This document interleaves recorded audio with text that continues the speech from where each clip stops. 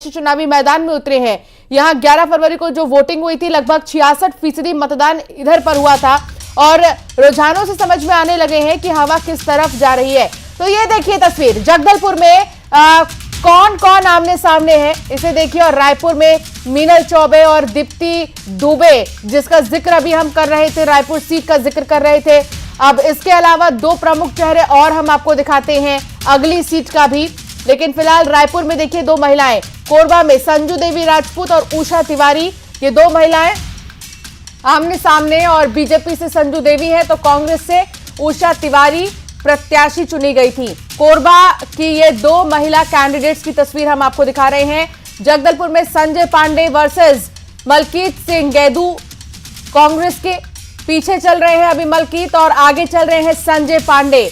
तो कहां कौन आगे चल रहा है चेहरों के साथ देखिए। सबसे पहले न्यूज 18 आप तक ये खबर पहुंचा रहा है कि कहां कौन सी सीट से आगे चल रहे हैं और वो चेहरे भी देखिए, यही चेहरे जिनकी किस्मत का फैसला आज हो जाएगा। और 9 बजे से क्योंकि शुरू हो चुकी है काउंटिंग तो इंतजार है कि जल्दी जल्दी अब नतीजे आने शुरू हो जाए। जो एग्जाम इन्होंने दिया है, जितने भी कैंडिडेट्स ने एग्जाम दिया है, अब आज रिजल्ट की बारी है। पूजा पाठ का सिलसिला लगातार चल रहा है। निगम की बात करें तो 2 सीट से बीजेपी बढ़त बनाए हुए है। रायपुर में 2 अहम चेहरे हम आपको दिखा रहे हैं, महिला कैंडिडेट्स। नगर पालिका की कुल 49 में से 4 पर बीजेपी बढ़त बनाए हुए है। तो ये टोटल अब तक जो रुझान आ रहे हैं ये हम आपको दिखा रहे हैं। इसके अलावा बीजापुर में 2 वार्डों में बीजेपी की जीत। सुनिए युगल तिवारी से बात करें। फिलहाल प्रमोद दुबे को ये पूरा भरोसा है कि चौथी बार भी महापौर है वो कांग्रेस का होगा। लेकिन देखना होगा कि दीप्ति जो दुबे हैं उनके चुनाव प्रचार में जिस तरह से प्रमोद दुबे ने अपनी ताकत। बिल्कुल। और चूंकि अंशिका जो अभी अपडेट है वो तो अपने दर्शकों को मिल गई है, लेकिन मुझे लगता है मुकेश जी और अमित जी से एक रिएक्शन और ले लेना चाहिए इस पर। मुकेश जी, जिस तरह से अमित जी कह रहे थे कि वो बात भारतीय जनता पार्टी की सरकार लोगों तक पहुंचा नहीं पाई और कांग्रेस पार्टी के लगातार सड़क पर उतरने की वजह से जनता का जो रुझान है वो उन्हीं की तरफ है। अभी के जो रुझान आ रहे हैं वो थोड़ा जल्दबाजी है, उसके बारे में कुछ भी कहना। देखिए, निश्चित रूप से पिछले कांग्रेस पार्टी के कार्यकाल को लोगों ने देखा है। लगातार कांग्रेस पार्टी यहाँ के नगरीय निकायों में रही है, कम से कम रायपुर के नगर पालिका में रही है और शहर का दुर्दशा लोगों ने देखा है। अब जबकि भारतीय जनता पार्टी की सरकार आई है, विकास के काम ने गति पकड़ा है और शुरुआती रुझान में भी भारतीय जनता पार्टी के पक्ष में लोगों ने मत किया है, ऐसा दिख रहा है। और ये सिलसिला लगातार आगे बढ़ते जाएगा और आप देखेंगे कि 10 के 10 नगर निगम में भारतीय जनता पार्टी के महापौर बैठने वाले हैं।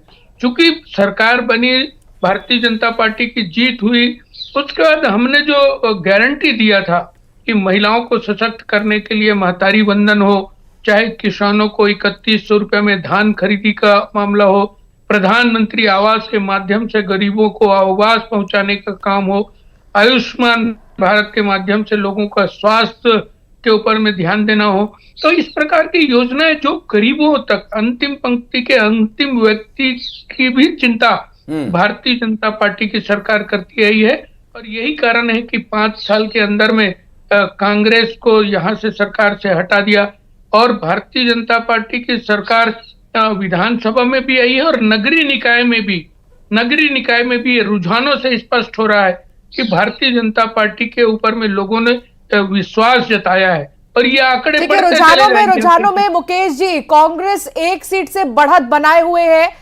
नगर निगम की। एक रिएक्शन में अमित जी से लेना चाहूंगी इस पर। अमित जी क्या कहेंगे, 1 सीट कौन सी सीट आप उम्मीद कर रहे हैं?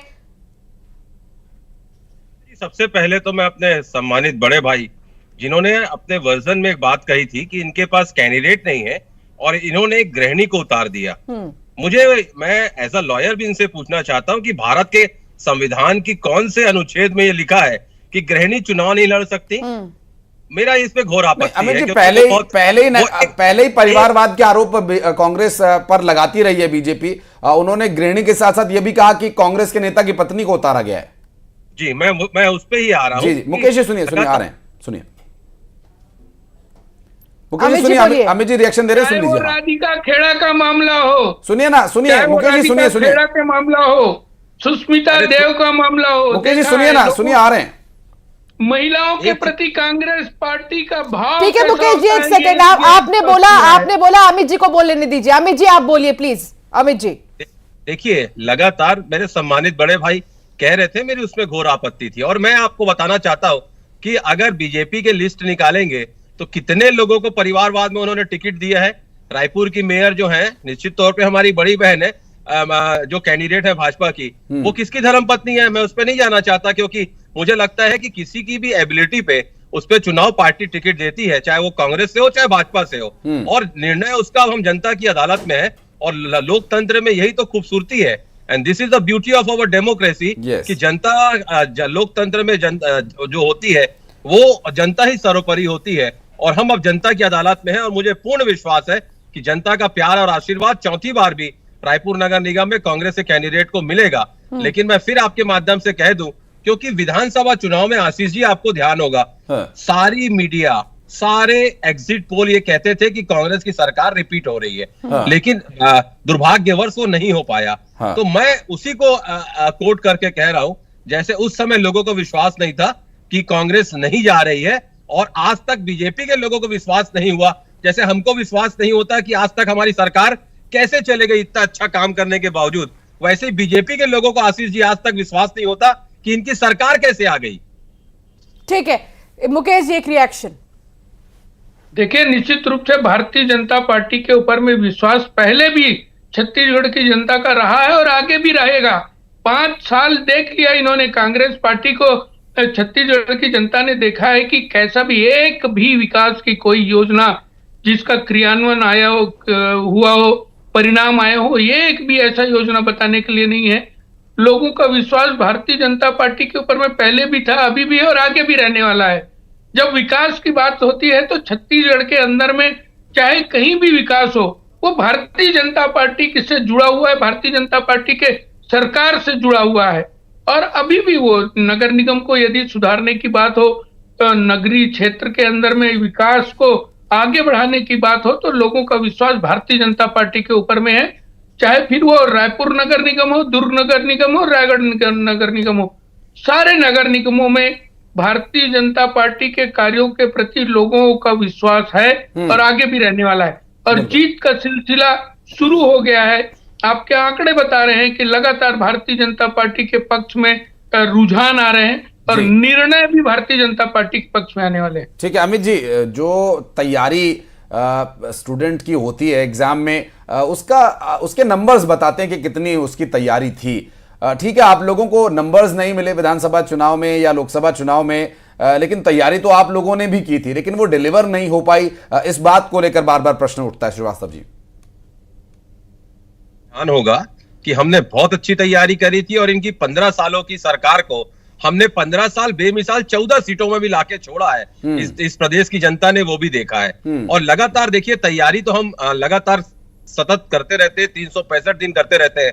लेकिन मैंने कहा ना, जिस प्रकार से ये झूठ बोल के अपनी सरकार को तो ले आए, लेकिन आज तक आप बताइए, आज हमारे रायपुर की अगर हम बात करें तो हमारी कैंडिडेट महिला नेत्री हैं, और आज अगर आप बीजेपी ने कहा था 500 रुपए में हम सिलेंडर देंगे, क्या ये प्रॉमिस को डिलीवर कर पाए? नहीं कर पाए। तो ये झूठ बोल के तो ये आ गए हैं, जनता इनको सबक सिखाने जा रही है। 4 साल है सर, अभी तो 1 साल चली है सरकार।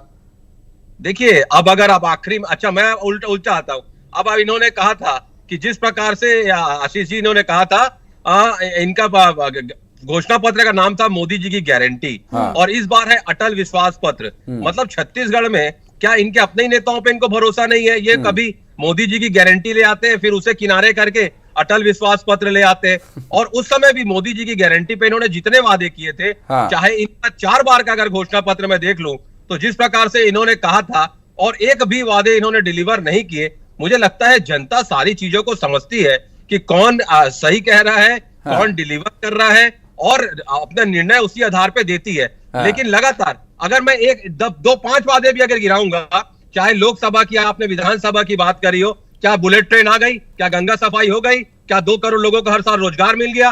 अगर हम छत्तीसगढ़ के परिप्रेक्ष्य में अगर आ जाएं, तो क्या 500 रुपए में सिलेंडर मिल गया?